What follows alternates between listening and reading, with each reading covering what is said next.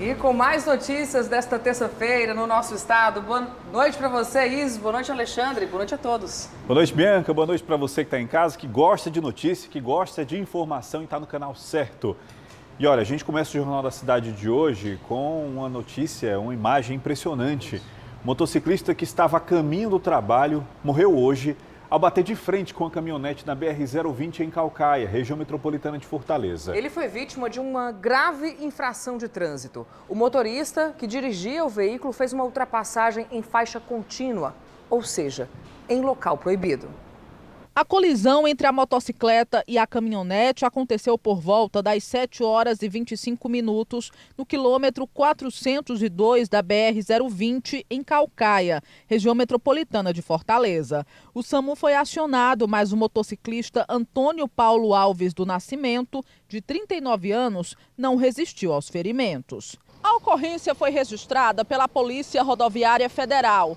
Segundo o órgão, o acidente aconteceu em decorrência de uma ultrapassagem forçada em local proibido. A realização de ultrapassagens perigosas é considerada infração de trânsito gravíssima no Código de Trânsito Brasileiro, devido ao altíssimo potencial de letalidade. Entre os tipos de ultrapassagens perigosas se destacam aquelas que ocorrem em local proibido, as forçadas e aquelas que acontecem pelo acostamento ou em interseções. Nas ocasiões mais graves, como nas ultrapassagens forçadas, em que o condutor força o desvio dos veículos que estão transitando normalmente nas faixas, a multa pode chegar a R$ 2.934,70, com suspensão do direito de dirigir. Por isso, a atenção deve ser redobrada, não só em estradas federais, mas também nas CEs que cortam o estado. Não é só ligar o pisca, ligar a seta dizendo que quer passar e ultrapassar o motorista da frente. Não, você está indicando apenas uma pretensão de ultrapassagem. Tem que esperar a oportunidade para isso e as condições. Vamos agora aos destaques do Jornal da Cidade desta terça-feira. Apesar de alerta nacional, a Secretaria da Saúde afirma que não há circulação comunitária do vírus da varíola dos macacos no Ceará. Governadora Isolda Sela anuncia desfiliação do PDT. Professora, esposa e diretora de escola de Beberibe viram réus por estupro de alunas, todas crianças. Boi invade festa da igreja em Mauriti e provoca corre-corre. E você vai conhecer a nova estratégia de combate do mosquito Aedes aegypti em Fortaleza, simples e eficiente. O Jornal da Cidade de hoje já está no ar.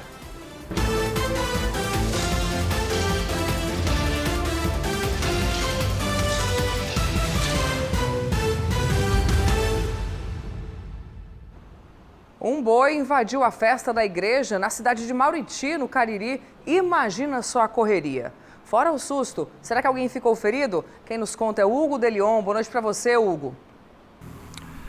Olá, boa noite, Alexandre, Bianca, boa noite para todo mundo. Esse caso aconteceu no distrito de Umburanas, zona rural de Mauriti. As pessoas participavam da festa religiosa, da quermesse, do tradicional leilão, quando o touro apareceu de repente, correndo, aparentemente assustado. Foi correria para todo lado, as pessoas que ficaram surpresas com aquela cena. Muitas cadeiras, alguns objetos foram quebrados. Em seguida, o boi seguiu e desapareceu de repente. Há uma informação de que o touro teria se desgarrado de um rebanho que participava de uma vaquejada, ali num sítio próximo. Apesar da correria, do tumulto, do susto, ninguém ficou ferido. Hugo de Leon para o Jornal da Cidade. Em Ipu, na região da Ibiapaba, outro acidente, dessa vez com motociclista. Mas nesse caso, foi ele quem perdeu o controle do veículo e acabou invadindo um comércio. Ele sofreu apenas ferimentos leves e mais ninguém foi atingido. Só um baita susto e também prejuízos materiais. Agora a gente volta ao trânsito da capital para falar com quem costuma passar ou mora na Messejana. Tem cruzamento movimentado com obras de drenagem e isso quer dizer desvio de rota e mudança nas linhas de ônibus. O trecho é esse, Rua Doutor Joaquim Bento com a Coronel Dionísio Leonel Alencar. E as opções de desvio são tanto no sentido Messejana-Lagoa Redonda como o oposto.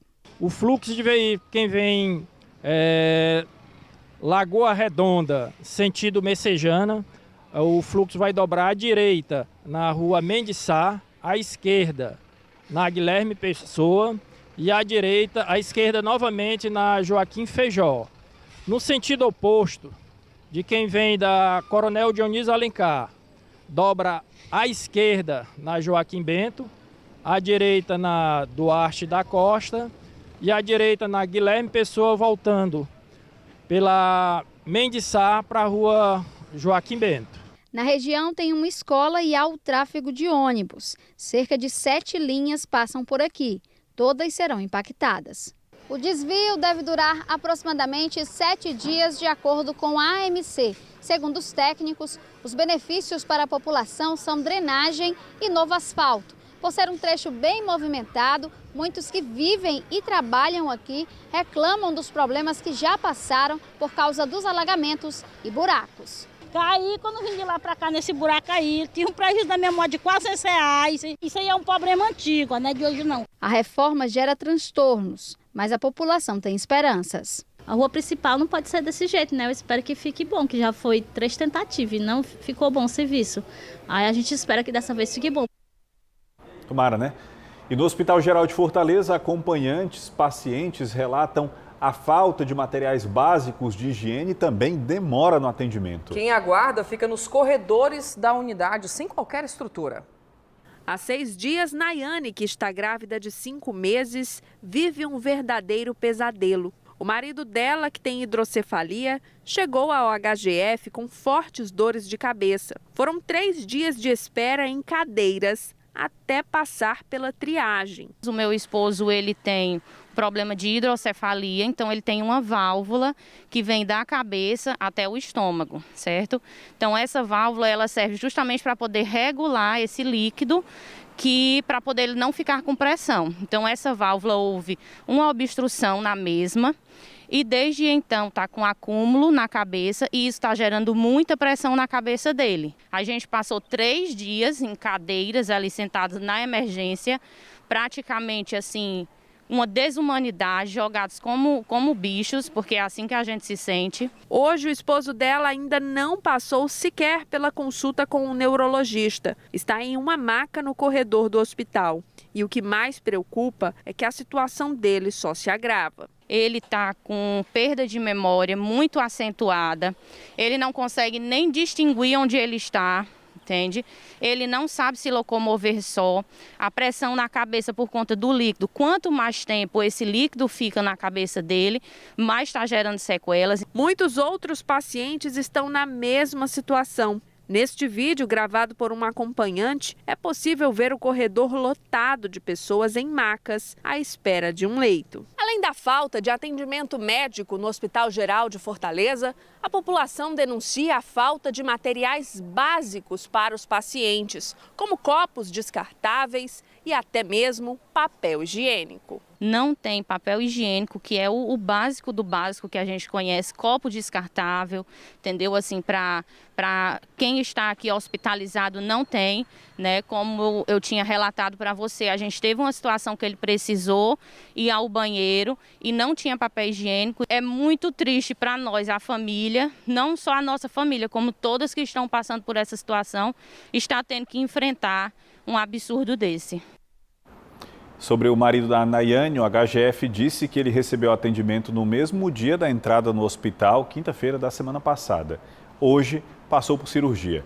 A direção falou ainda que todos os pacientes, estando em leito ou não, são avaliados diariamente pelas equipes médicas. A nota não respondeu à denúncia de falta de materiais básicos de higiene.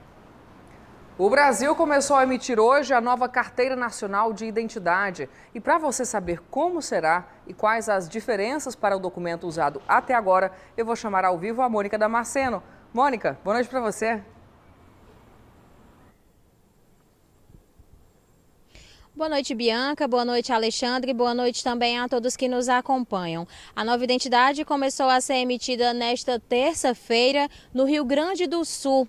E a nova identidade, ela usa o número de identificação do CPF como número geral de registro, que é válido em todo o país. Logo depois do Rio Grande do Sul, a identidade será emitida em Goiás, também Minas Gerais, no Paraná, no Distrito Federal e no Acre. E o que é que muda com essa nova identidade? Ela vai vir com um QR Code e esse QR Code vai servir justamente para a autenticidade do documento, também para saber se ele foi furtado, se ele foi extraviado. Outra novidade nesse documento é que ele também vai poder ser usado para viagens, porque ele tem um código padrão internacional, que é o MRZ. Mas lembrando que esse código ele só vai poder ser usado aqui no Brasil para quem viaja para os países do Mercosul. Essas são as informações. Bianca, Alexandre, volto com vocês. Ok, Mônica, obrigado. Veja ainda hoje, professor, esposa e diretora de escola de Beberibe viram réus por estupro de alunas, todas crianças. E já no próximo bloco, mais uma remexida no cenário político do Ceará. Governador Isolda Sela anuncia a desfiliação do PDT.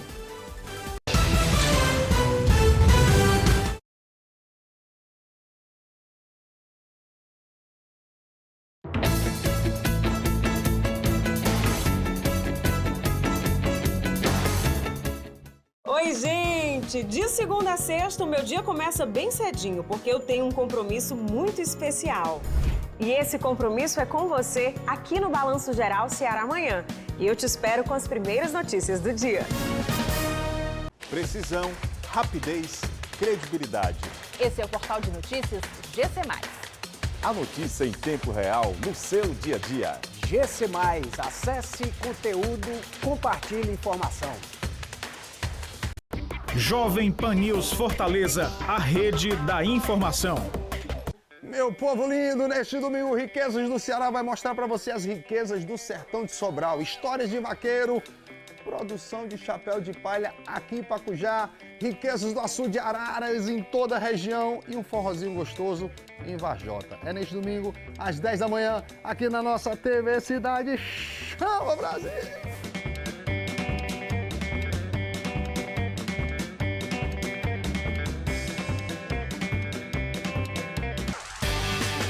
Riquezas do Ceará. Oferecimento. Ceará. Descubra essa alegria. Governo do Ceará. Avançando juntos, o trabalho não para.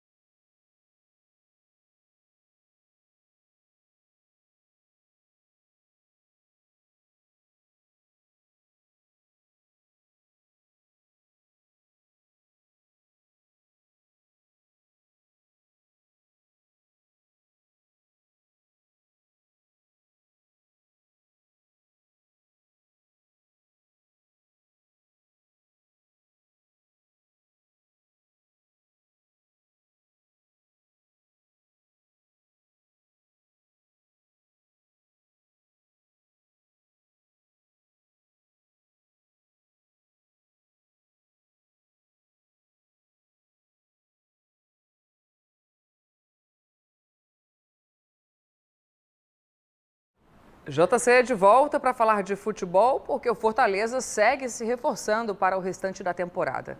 Hoje o Leão apresentou o meia Otero. Uma saudade que o tricolor tem faz tempo.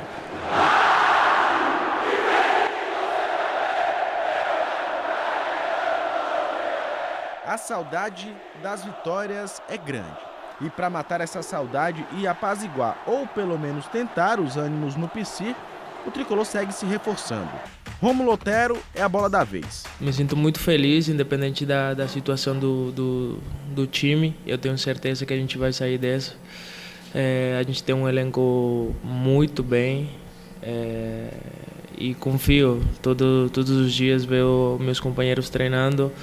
A gente tem que manter a mesma forma dos treinos, da alegria que a gente vai sair dessa situação. Otero assinou com o Fortaleza até o fim da temporada. O jogador tem passagens por Corinthians e Atlético Mineiro. Pelo Galo foram 135 jogos e 26 gols marcados. O venezuelano estava no futebol do México, jogando no Cruz Azul. Já tenho uma certa experiência aqui no futebol brasileiro e acredito que não vai afetar muito a minha adaptação. Acredito que está sendo bastante rápida. Vou melhorar cada dia e vou estar ao 100% para o treinador me usar. Otero é mais um reforço do Fortaleza e já pode estrear neste meio de semana na sua temporada 2022. O Tricolor de Aço enfrenta o Fluminense pelas quartas de final da Copa do Brasil, quinta-feira, 8h30 da noite, na Arena Castelão. Duelo que pode ser uma motivação e tanto para o Leão no Campeonato Brasileiro.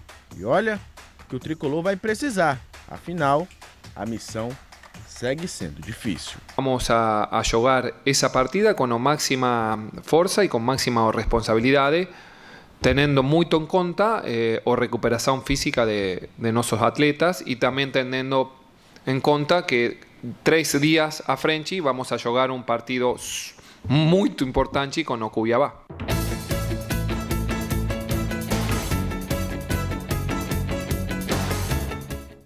Olá, boa noite para todo mundo. Se existe um ponto de virada para o Fortaleza na temporada 2022, para mim, a hora é essa. O que aconteceu de ruim já era, meus amigos, ficou no passado. Aqueles pontos perdidos não voltam mais. Aproveita, Leão, que nesse meio de semana tem Copa do Brasil, jogo de ida da fase de quartas de final contra o Fluminense e comece a dar a sua volta por cima. No meu ponto de vista, esse é o jogo perfeito para a equipe recuperar a confiança. Além de ser uma partida de 180 minutos, já que tem o jogo da volta marcado aí para o dia 17 de agosto, ou seja, nada vai ser decidido nesse primeiro embate, a torcida tricolor vai estar presente na Arena Castelão para apoiar mais uma vez o time. A cobrança vai vir caso não haja doação em campo. Na minha humilde opinião, um bom resultado nesse confronto diante do Fluminense significa ganhar mais tranquilidade para encarar o segundo turno da Série A do Brasileirão. Afinal de contas, a turma do PC está com a lanterninha dos afogados ali na mão mais uma vez. Uma coisa puxa a outra. Um bom resultado na Copa do Brasil significa muita moral para iniciar uma retomada que precisa ser extraordinária no Brasileirão 2022. Vencer 10 dos 19 jogos que vão ser disputados. Tenham todos uma boa noite. Até a próxima.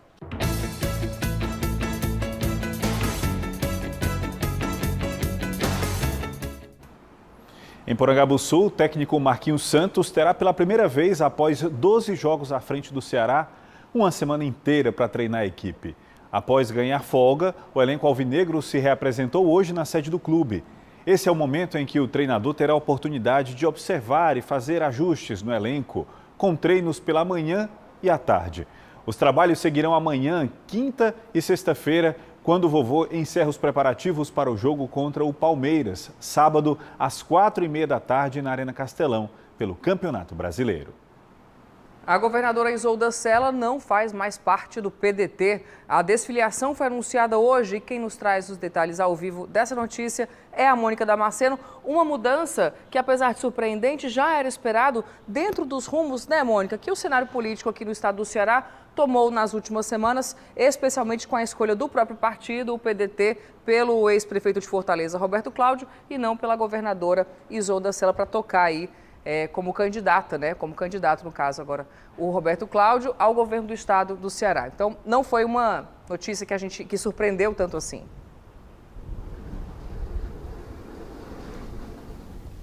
Exatamente, Bianca, não surpreendeu, a mágoa, ela ficou de fato e é totalmente claro que isso está acontecendo, não mais apenas nos bastidores, mas o PDT já se posiciona sobre esse rompimento, né? E a Isolda Sela, a governadora Isolda Sela, também já era de se esperar que ela tivesse essa atitude. E hoje nas redes sociais ela falou que estava se desfiliando ao PT e que mesmo assim a vontade que ela tinha de fato era que os partidos continuassem unidos, uma união que durou 16 anos, mas que essa separação está acontecendo de forma fervorosa, Bianca e Alexandre, e cada vez que um deles se pronuncia, né, tanto o PT ou o PDT, é com uma novidade. No último final de semana, no domingo, Camilo Santana, o ex-governador Camilo Santana, anunciou a candidatura de Eumano de Freitas, aí a corrida ao Palácio, ao governo do Palácio, né? E isso também acabou movimentando bastante as redes sociais. Um cenário que já era previsto, esse da desfiliação de Isolda Sela, não é novidade e a gente segue acompanhando os desdobramentos desse rompimento, desse divórcio que vem trazendo vários embates políticos das lideranças aqui no Ceará. Volto com vocês. Ok, Mônica, obrigado. E Fortaleza conta agora com uma nova estratégia para combater o mosquito Aedes aegypti. Simples e eficiente. São armadilhas, viu? Armadilhas que capturam os ovos do inseto e evitam que a dengue, a zika e também a chikungunya continuem fazendo vítimas aqui na cidade. Na casa da dona Francisca moram 3 pessoas. Todas tiveram chikungunya há 3 meses. Mas até agora, para ela se levantar, é um sacrifício. As dores nas articulações ainda não foram embora. Amiga, a gente tá em pé é ótimo, tá sentado é ótimo, mas se levanta. Sentir na pele o mal causado por este mosquito fez com que dona Francisca tivesse mais cuidado para evitar o Aedes aegypti. Sempre que os agentes de endemias aparecem na casa dela, são muito bem-vindos. É a saúde da gente que está em jogo, né? Eles vão no banheiro, eles vão no quintal, eles vão onde tem bicho. Por isso, a casa da dona Francisca foi escolhida para receber uma armadilha de mosquitos. O nome técnico é armadilha de ovitrampas. Mas é um equipamento simples. Parece um vasinho de plantas que captura os ovos do Aedes aegypti. A gente tem mais de 500 armadilhas hoje espalhadas no município como um todo e o intuito nosso é que essas 500 armadilhas aumentem. As armadilhas não serão distribuídas em todas as residências. Elas ficam em pontos estratégicos para que a prefeitura saiba que região da cidade precisa de mais atenção. Então, aqueles locais onde a gente percebe que, por exemplo, estão com monitoramento mais inadequado e precisam ter um monitoramento mais intenso, a gente coloca um pouco mais de armadilhas. E esse monitoramento é feito de forma minuciosa pelos agentes de endemias. Toda semana eles visitam as casas que têm as armadilhas e conferem de pertinho se existem focos do mosquito nos vasos. Quando ela faz essa postura nessa armadilha, ela deixa de estar pondo em um local na natureza que venha a formar o mosquito adulto. Então, essa tem o objetivo de controle e de monitoramento. Um idoso de quase 100 anos morreu afogado na cidade de Aurora, na região do Cariri. O corpo de José Alves da Silva, que completou 92 anos semana passada, foi encontrado em um açude perto de casa, na zona rural do município. Essa é a segunda morte por afogamento em menos de uma semana no Cariri. No último dia 19, Lucas Rian Muniz Bezerra, de 4 anos, morreu afogado na piscina da Chácara da Família, na cidade do Crato. E um idoso de 62 anos foi preso em Ipueiras, suspeito de tentar raptar uma mulher de 49 anos, deficiente mental. A suspeita é que ele pretendia estuprá-la no meio do mato. Mas Carlos Henrique Costa, a irmã da vítima, impediu o crime com um tiro de espingarda que ela disparou contra esse idoso. É isso? Boa noite para você. Tudo bem, Alexandre? Boa noite para você, para todos que nos acompanham. Inclusive, ela foi presa, né, por conta desse disparo. Tudo isso aconteceu no distrito de São José das Lontras, zona rural de Ipueiras, no interior do Ceará. E aí, ao tomar conhecimento de que a sua irmã, de 49 anos, deficiente mental, seria estuprada por esse idoso, né? Ele estava levando ela para o mato, essa moça de 51 anos, com uma espingarda artesanal, desferiu disparos contra o idoso.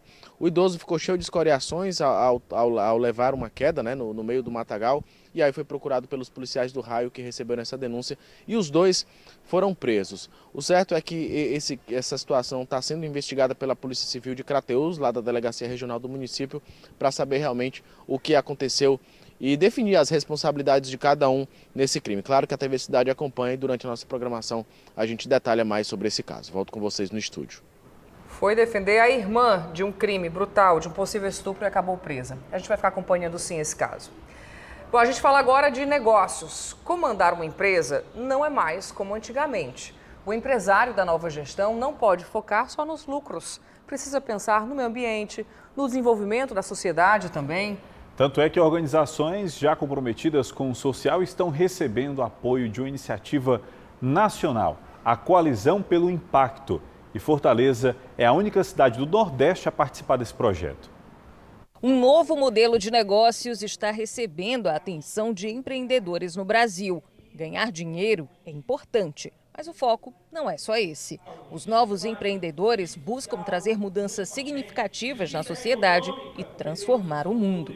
Foi com o objetivo de incentivar esse tipo de negócio que Fortaleza recebeu o Coalizão pelo Impacto, iniciativa nacional que reúne organizações que apoiam empreendedores. Fortaleza é a única cidade do Nordeste a participar do Coalizão pelo Impacto. A ideia é apoiar até 600 negócios em todo o país que tenham impactos positivos na sociedade e também no meio ambiente. Fortaleza foi escolhida depois de uma seleção que nós fizemos entre 30 cidades do Brasil e descobrimos que essas 6 cidades, incluindo Fortaleza, já tinham maturidade suficiente para fazer parte dessa jornada, já tinha um caldo empreendedor existente e uma efervescência empreendedora na cidade que nos permite trabalhar isso nos próximos 5 anos para potencializar ao longo dos próximos 5 anos toda essa efervescência empreendedora. Com investimento nesse tipo de negócio, a ideia é reduzir as desigualdades sociais. Os negócios de impacto são aqueles que existem para resolver um problema social ou ambiental, ou seja, é a gente usar a lógica de mercado do capitalismo atual com o coração social das organizações sociais que querem resolver problemas. Negócio de impacto como o criado pela Gabriele. A estudante de gestão de políticas públicas empreendeu com a criação de um projeto que atua para trazer melhoria habitacional para a periferia. A gente encontra muitas casas nas periferias que estão insalubres, que precisam de uma adequação, seja para uma pessoa idosa ou seja para o próprio bem-estar da família. E aí a gente atua nesse problema. E a gente descobriu que a melhor forma de fazer isso era através de uma linha de crédito, porque os nossos clientes acordam e sabem que precisam reformar. O voo direto entre Fortaleza e Miami foi retomado pela Latam.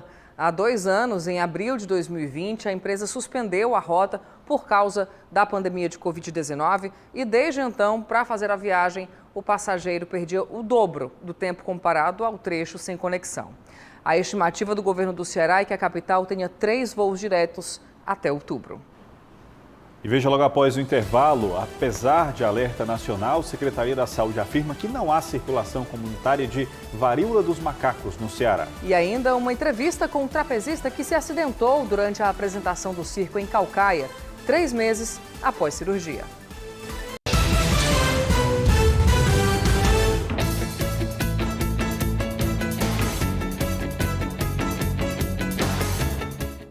Oi, gente!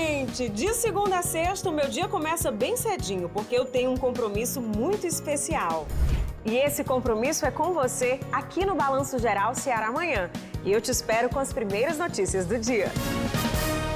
Precisão, rapidez, credibilidade. Esse é o portal de notícias GC+. A notícia em tempo real no seu dia a dia. GC+, acesse conteúdo, compartilhe informação. Jovem Pan News Fortaleza, a rede da informação. Meu povo lindo, neste domingo, Riquezas do Ceará vai mostrar para você as riquezas do sertão de Sobral. Histórias de vaqueiro, produção de chapéu de palha aqui em Pacujá, riquezas do açude de Araras em toda a região e um forrozinho gostoso em Varjota. É neste domingo, às 10 da manhã, aqui na nossa TV Cidade. Chama, Brasil!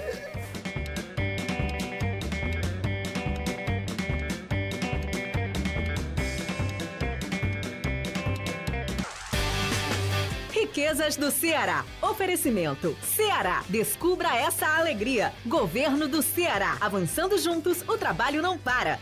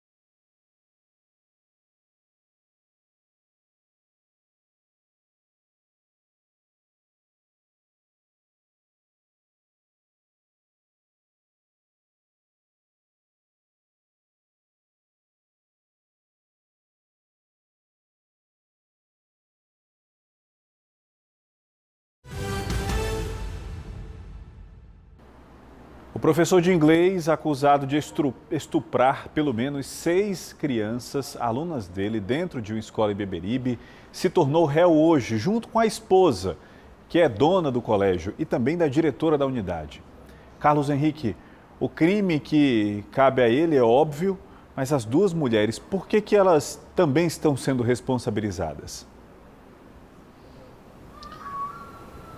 Olha, Alexandre, elas estão sendo responsabilizadas por um dos 6 estupros de vulnerável que ele está sendo acusado e também por omissão permanente desse caso, né? E aí o que é que acontece? Por que é que elas estão respondendo por esses crimes? Como é uma cidade pequena, as famílias das crianças, ao tomar conhecimento, procuraram tanto a diretora quanto a esposa do professor, que nada fizeram, né? No caso da diretora, uma das vítimas relatou que procurou a diretora para pedir o afastamento desse professor. A diretora orientou a família da criança que procurasse um psicólogo e queria demitir o professor. Só que depois das férias o professor voltou a lecionar e aí, questionada, a diretora disse que o professor havia mudado e nada fez, e a criança continuou tendo aula com esse professor. São casos absurdos, relatos absurdos de que o professor punha a mão nas partes íntimas das crianças e, claro, a gente acompanha esse caso porque o professor está preso desde o mês passado. A gente vai continuar acompanhando e trazendo mais atualizações. Alexandre, Bianca, volto com vocês. Obrigada, Carlos. Em Maracanaú, um motorista de aplicativo foi atingido por um disparo de arma de fogo após reagir a um assalto. O Ricardo Lima tem os detalhes. O motorista de transporte por aplicativo estava parado nesse trecho da Avenida Padre José Holanda do Vale, aqui no bairro Cágado, mexendo no aparelho celular, quando foi abordado pelos criminosos. Um deles estava armado. A vítima reagiu à abordagem e foi atingida com um disparo na região do ombro. Mesmo assim, conseguiu imobilizar o suspeito e tomar a arma. Algumas pessoas que passavam pelo local ajudaram a deter o criminoso até a chegada de uma composição da polícia. A vítima foi encaminhada a um hospital aqui do município e, de acordo com as informações, não corre risco de morte. O suspeito foi preso e encaminhado à delegacia, onde foi autuado em flagrante por assalto e porte ilegal de arma de fogo. O comparsa dele conseguiu escapar. Bianca e Alexandre. Obrigado, Ricardo. E apesar do alerta nacional e do aumento de casos suspeitos de varíola dos macacos no Ceará, a Secretaria da Saúde afirma que ainda não há circulação comunitária do vírus. Todos os 4 pacientes confirmados importaram a doença, segundo a CESA. Isso quer dizer, eles foram expostos ao vírus em outro estado e vieram para o Ceará. Em 10 dias, o número de notificações de casos suspeitos da varíola dos macacos praticamente dobrou no estado. 31 casos foram descartados e 4 confirmados. 3 homens em Fortaleza e 1 na cidade de Russas. 27 continuam em investigação. Mais de 16 mil casos já foram registrados em 75 países, com um total de 5 mortes até agora. O Brasil está entre os 10 com o maior número de pessoas infectadas. No último final de semana, a Organização Mundial da Saúde declarou a doença como emergência de saúde global. Não era esperado esse cenário epidemiológico desse surto de casos em vários países, tendo em vista a característica do vírus. Esse talvez seja o principal motivo da alerta aí da Organização Mundial de Saúde, tendo em vista essa condição inesperada do vírus. A infecção é causada por um vírus que geralmente se manifesta de forma leve. Os primeiros sintomas são febre, dor, além de lesões e feridas em algumas partes do corpo. Segundo a OMS, a principal forma de prevenção é a vacina. Embora já existam medicações antivirais aí com um certo grau de benefício no uso da doença, a maioria dos casos elas se resolve só com o uso de sintomático, tendo em vista que a mortalidade da doença é muito pequena. Na próxima segunda-feira começa o Censo 2022. Cerca de 78 milhões de domicílios brasileiros vão receber a visita dos recenseadores do IBGE. Aqui no Ceará, todos os 184 municípios vão também receber mais de 7 mil pesquisadores. Então fique atento, porque tem gente que pode se aproveitar dessa situação para se disfarçar e praticar assaltos. Por isso o JC mostra agora como você pode identificar bem direitinho quem vai trabalhar no levantamento. Qual o tamanho da população brasileira e em que condições vive? Essas e muitas perguntas serão respondidas no Censo 2022. Ele vai mostrar um retrato do Brasil, vai mostrar um retrato dos estados e dos municípios. E esses dados eles vão servir para o planejamento de políticas públicas para toda uma década. O IBGE vai mapear mais de 215 milhões de brasileiros em aproximadamente 78 milhões de domicílios na maior operação já realizada no país. O chefe da unidade no Ceará explica que para isso serão aplicados 2 questionários. O IBGE vai aplicar 2 questionários. Um questionário chamado básico, que tem em torno de 26 questões e que a pessoa demora em média 5 minutos para responder. Um outro questionário é aplicado em 10% dos domicílios, em média. Ele tem 77 questões e demora 15 minutos a sua resposta. Os trabalhos começam na próxima segunda-feira e terminam no dia 31 de outubro. Além da visita presencial, os questionários podem ser respondidos por telefone ou pela internet. As 3 formas são: primeira, presencial. Suponhamos que a pessoa esteja com pouco tempo e pedir uma outra forma de responder o questionário. Então, o IBGE coloca 2 formas. Primeira, pela internet. Como assim? O IBGE gera um voucher, o voucher é justamente com a senha para aquele domicílio, e ele vai no celular ou no computador e responde as questões habitualmente. E a terceira hipótese, o IBGE vai disponibilizar um telefone, que é o 0800, e a partir daí a pessoa entra em contato e vai responder. Os recenseadores estarão devidamente identificados. Cada recenseador nosso, a exemplo da nossa recenseadora aqui, vai estar vestida com colete, aí está o colete. No colete temos aí o crachá. Nesse crachá tem o QR Code, que pode ser escaneado. Também nesse crachá tem o site do IBGE, que pode ser visto. E tem um telefone 0800 aqui, com o site, é o 0800 721 8181. E a pessoa pode verificar se essa pessoa é do IBGE. E o fundamental, cada um vai estar com o seu DMC, que é o dispositivo móvel de coleta onde tem os questionários e tudo que ele vai fazer o registro. Então, se chegou alguém sem DMC na sua casa, não é o recenseador, não atenda. Tem que estar com o DMC, porque é a única forma de coletar os dados. E você lembra daquele trapezista de circo que sofreu um grave acidente no final de abril? Ele passou por uma cirurgia no começo de maio e já está pronto novamente para animar a plateia. Esse aí no alto é o Eduardo. E não pense que essa imagem é de antes do acidente. Esse é o Eduardo hoje, 3 meses após a queda. Dá para acreditar? Ele caiu de uma altura de pelo menos 3 metros durante uma apresentação de estreia do circo em Caucaia, no dia 21 de abril. O momento da queda foi gravado por uma pessoa que estava na plateia.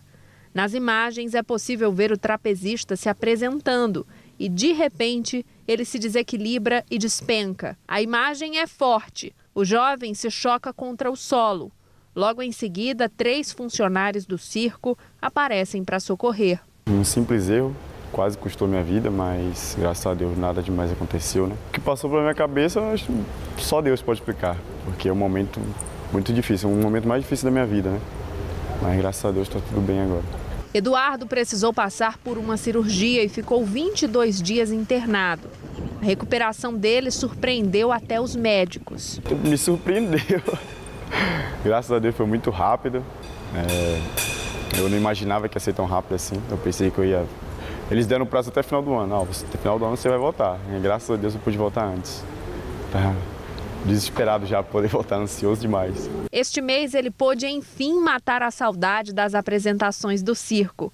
E voltou com tudo, lá do alto, encantando o público. O pai do Eduardo é o Davi, apresentador do circo. Quando o acidente aconteceu, ele estava comandando o espetáculo. E por incrível que pareça, continuou o show por mais 40 minutos, mesmo depois do acidente, para tentar tranquilizar a plateia. É difícil, né? Quem vê assim, as pessoas que veem de fora acham assim, rapaz, não gosta, né? O filho dele caiu, ele continuou o espetáculo. E aí as pessoas que têm um sentimento mais de família mesmo, dizem assim, rapaz, pai é esse, né? Pai frio, show, né? Não, mas é o nosso trabalho, igual eu te falei. De acidente, eu já presenciei muitos acidentes aqui dentro, mas diferente com o meu filho. Mas a gente tem que estar preparado para tudo isso, porque tudo que a gente faz é ao vivo. Quem entende da arte circense sabe que o futuro do Eduardo como trapezista é promissor. E agora é só vitória, é só a gente trabalhar com esse garoto, com esse menino, com esse gigante que é o Eduardo Oliver, o Superboy, o garoto de aço, né? Impressionante a recuperação dele, feliz de vê-lo lá em cima lá do trapézio de novo. Só cuidado a partir de agora, viu? Jornal da Cidade de hoje fica por aqui. Uma excelente noite para você e até amanhã. A gente encerra com imagens da Avenida Beira Mar. Acompanhe agora o Jornal da Record. Na sequência tem Todas as Garotas em Mim e dia 3, o retorno de Reis. Boa noite para você.